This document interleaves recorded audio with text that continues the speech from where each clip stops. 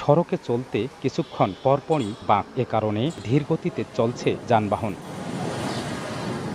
কুড়িগ্রামের উলিপুর চিলমারী সড়কের সঙ্গে রাজারহাট উপজেলা শহর সংযোগ সড়কের দৈর্ঘ্য প্রায় ১২ কিলোমিটার। অথচ এ সড়কে রয়েছে মোট ৮৪টি বাঁক। বিকল্প না থাকায় ঝুঁকি নিয়ে চলাচল করছেন বাসিন্দারা। প্রায়ই ঘটছে ছোট বড় দুর্ঘটনা। ২০ মিনিটের পথ পাড়ি দিতে গুনতে হচ্ছে দ্বিগুণেরও বেশি সময়। ১২ কিলোমিটার রাস্তার মধ্যে ৮৪টা মোড় আছে, বাঁক আছে আর কি। এটা রাতের বেলা তো অত্যন্ত ঝুঁকিপূর্ণ। মোড় থাকার কারণে দেখা যায় রিক্সা বা যে পথচারী অনেক শিশু পারাপার হয়, যে কোনো মুহূর্তে একটা দুর্ঘটনা হতে পারে। দীর্ঘদিন থেকে রাস্তাটা সংস্কারের অভাবে দুরবস্থা চলছে। গাড়ির চালকরা জানান, রাতে এ সড়ক হয়ে ওঠে ভয়ঙ্কর। শিগগিরই বাঁক কমিয়ে আনার দাবি তাদের। আমরা ওগুলো চাই রাস্তার মোড়গুলো কমুক, তাহলে আমারও সুবিধা, জনগণেরও সুবিধা। দীর্ঘদিন থেকে গাড়ি চালাই, অনেক মোড়, রাস্তাটা সোজা করলে ভালো হয়। রাস্তাতে দুরবস্থা এসে বসে থাকাটাই ভালো, তারপরে চলাই দিয়েছি পেটের দায়।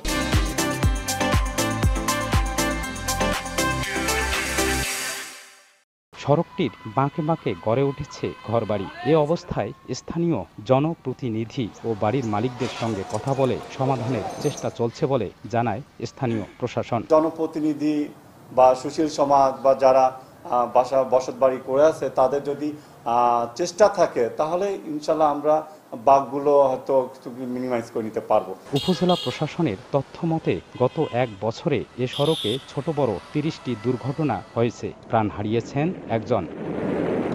বাদশা সৈকত, সময় সংবাদ, কুড়িগ্রাম।